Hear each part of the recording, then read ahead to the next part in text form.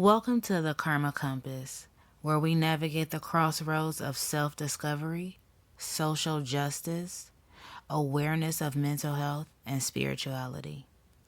I'm Karma, your guide, not your guru, as we explore the untold stories, the unspoken struggles, and the infinite possibilities that shape our lives.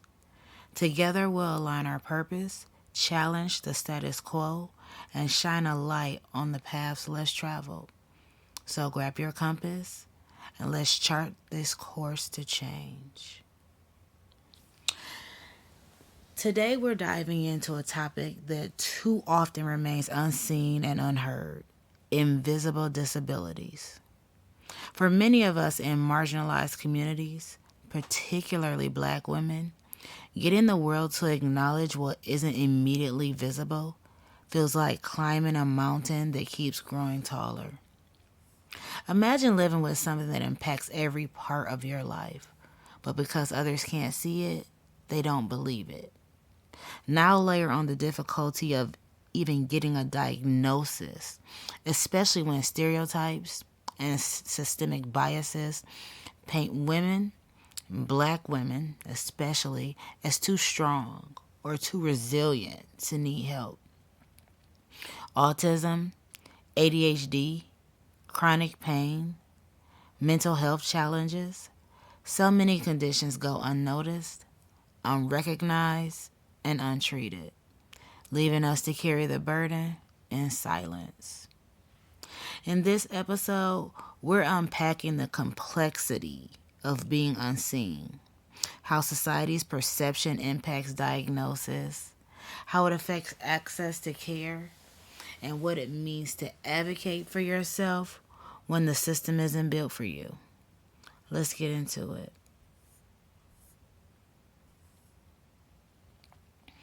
I'm going to call this first segment The Struggle for Support.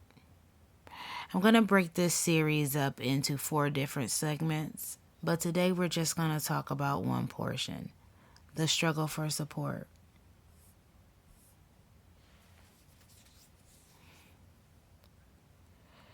The therapist gap. Let's be honest. Admitting you need help is already hard.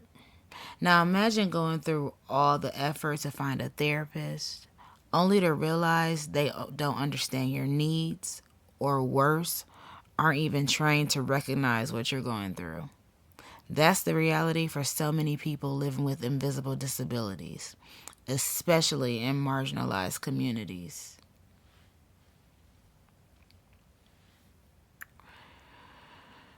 First, let's talk about the training gap. You'd think after 4 to 8 years of schooling, most therapists would be equipped to recognize and treat conditions like ADHD, autism, depression, anxiety, or other invisible disabilities. But the truth is, many aren't. What we often get instead is talk therapy. And sure, it has its place. But for someone with multiple overlapping diagnoses, talking without actionable insights and strategies can feel like shouting into the void.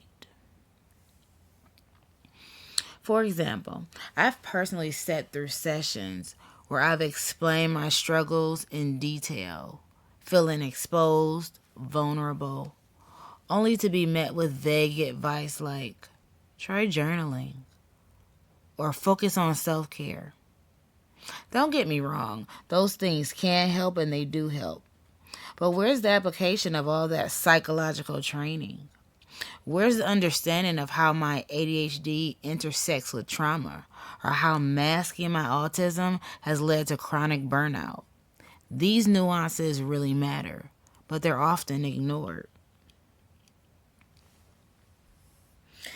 The financial barrier. So then there's the issue of cost. Let's say you finally find a therapist who understands your needs. Now comes the question, can you afford them?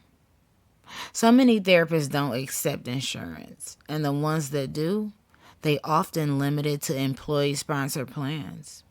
If you're unemployed, self-employed, or working part-time, you're likely out of luck. This leaves cash payments as your only option, and those sessions can run anywhere from $125 to $300 an hour or more. Think about that for a second. People are already struggling to afford basic necessities like rent, groceries, childcare, lights. How are they supposed to justify spending hundreds of dollars on therapy? It's an impossible decision. Prioritize mental health or keep the lights on. No one should have to choose between the two. So then there's the lack of accessibility for marginalized communities especially. And for marginalized communities, these barriers are even steeper. Take Black women, for instance. We're constantly labeled as strong and resilient, as if that somehow makes us immune to the same struggles of everyone else faces. That label isn't empowering, it's dismissive. It creates a blind spot where therapists and society at large overlook our pain and our need for care. Here's a personal example. I've walked into the therapy sessions where I felt like I had to convince the therapist that my struggles were real, that they weren't just me overthinking or being dramatic. It's exhausting. And it's not just me. This is a common experience for so many women of color. Even when we do get into therapy, the sessions can feel more like damage control than actual healing. It's like taking a knife and ripping open your skin and then putting a band-aid on a wound that needs stitches. Therapists should be partners in our healing journey, not gatekeepers to our pain. So, why does the system need to change? Where does this leave us? Clearly, there's a need for systemic change in how therapy is structured and delivered. We need more therapists trained in intersectionality, who understand how race, gender, and disability intersect. We need insurance policies that cover a wider range of therapists and modalities, so people aren't forced to choose between therapy and survival. And finally, we need therapists who don't just listen, but actively teach and guide, helping clients apply psychological principles in their everyday lives. Therapy shouldn't feel like a luxury. It's a necessity, and it's time we start treating it as such. The time is over for gatekeeping, where only small populations have access to information. People who are on the inside, be it the inside of the wealth structure, be it the inside of the right class or right demographic. Therapy needs to be available for everybody. Help needs to be available for everybody. And the only way that we can get there is to start advocating, is to start supporting one another.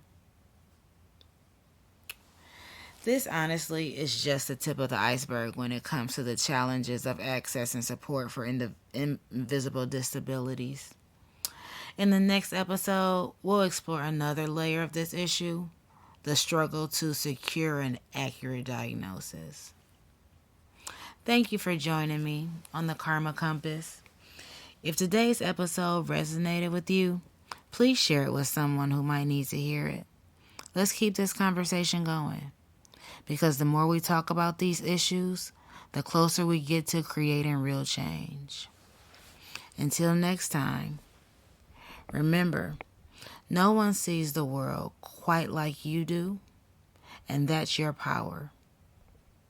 Stay strong, stay curious, stay kind, and stay you.